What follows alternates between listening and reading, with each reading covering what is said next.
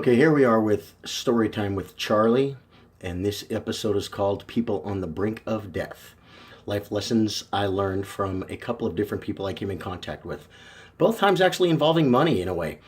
But I'm going to make the first one kind of short. I was at the pool hall. I got in a partner's game I didn't like. I lost 60 bucks.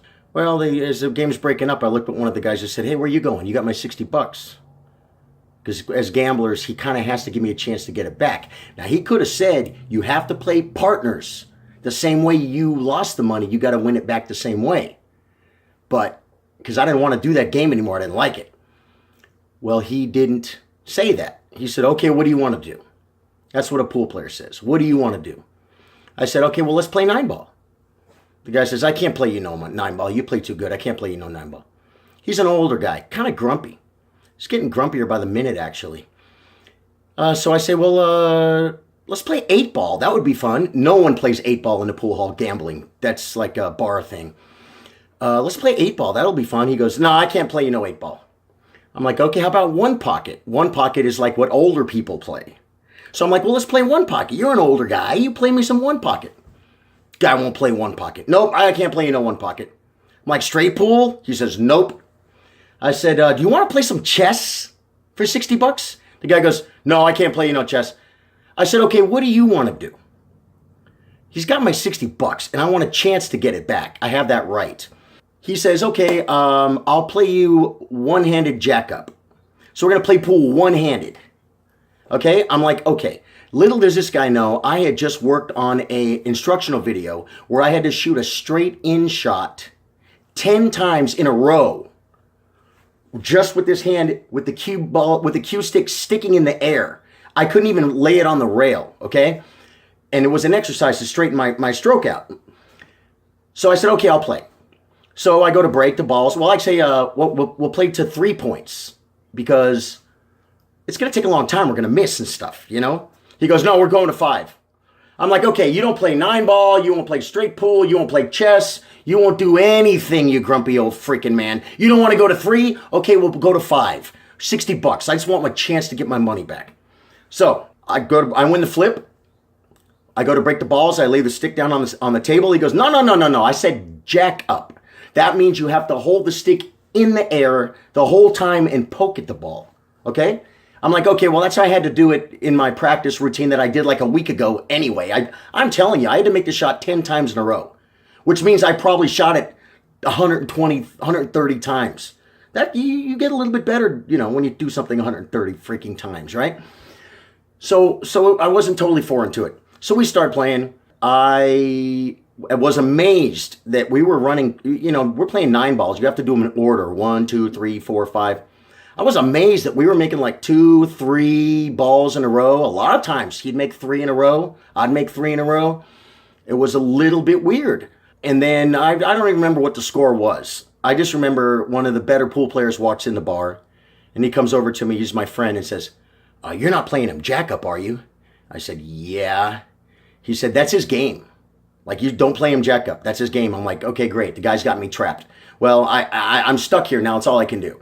But, you know, like I said, I bet he hadn't shot 120 shots in the last week doing his instructional video, right? Anyway, I beat him. I get my 60 bucks back.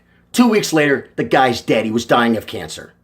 And I was so mad at him for being such a nit, not giving me a chance to get my money back. And that's a gambling thing too, but he was grumpy and he wasn't nice about it. And I had to fight and fight and fight to get my right to have a chance to get my 60 bucks back with this old guy. And I left there mad. I had my 60 back and I was like, screw that guy. I don't like that guy. Guy was dying. God bless that old man. I learned a little something from, maybe don't go so easy on the gamblers at the pool hall, but you got to be aware sometimes of who you're talking to and maybe what they're going through. Second story. I'm going to try and make this short. I go to give an estimate on a couple of chairs at someone's house, a furniture estimate for my business in Laverne, California, years ago.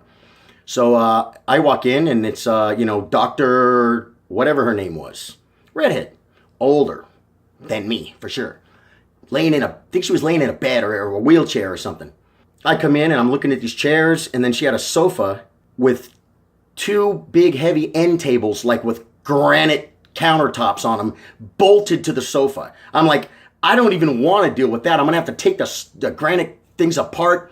I'm like, oh, I'm gonna hit her so hard on that price because I don't even want this job. Okay, talking about the chairs, and then her nurse comes in, and her nurse was a Latina lady, dressed in home health care. This was 30 years ago, home health care. Okay, 27 years ago. She's being very rude to her helper, to her caregiver. And she's treating me with respect, like, because we're doing business, okay? So I'm talking business to her, she's talking business to me. She's being rude and talking down to her helper that was taking care of her.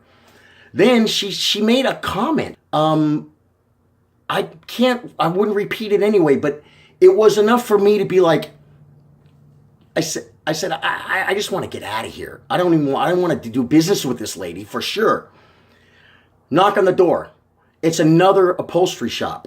She had called 2 places to get bids, and now they're there. And so now I'm like, now I don't want to compete with these guys. I kind of see a guy, I wink at him. We know each other. It's like, I'm like, I want out of this. I'm like, y'all can have this gig, okay? So I'm like, well, you know what? I said, they're here. I think you probably, these guys, I know these guys. They'll take good care of you. She goes, wait. How much you want for the chairs? And I'm like, $800. She goes, all right, take them. How much you want deposit? I'm like, $400. She starts writing a check. I take one chair, throw it out on the sidewalk. Take another chair, throw it out on the sidewalk. Get the check, write her little invoice, boom, and get out of there. And I leave the crappy sofa job with the granite top end tables for the other guys, okay? Looking back, you might say even in that situation, I could have bailed out right there and just not done business with her. And right now, I probably actually would do that. But that's neither here nor there. I was a younger man, and I was under pressure, okay? I get out of there. I got my check. I go back, get the chairs, put my best guy on my chairs. I had the fabric in stock. I mean, I bought it. I got a good deal on the fabric. And the chairs are done, in a few days. I'm like, okay, time to give her a call. I call her up. Is Dr. whatever her name is there? Oh, she passed away.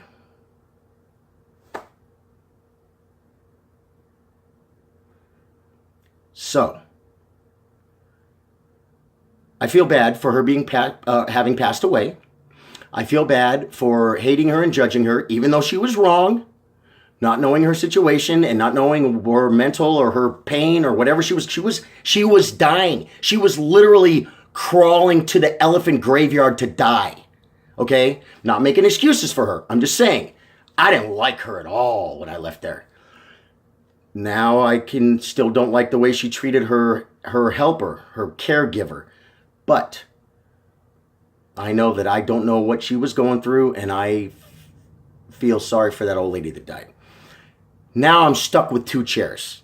Now I feel sorry for me, okay? Because I only got half my money. I got enough to pay for some materials, pay for my gas, pay for the guy to do the chairs. My profit died with the angry old lady, okay? So, a week later, my phone rings.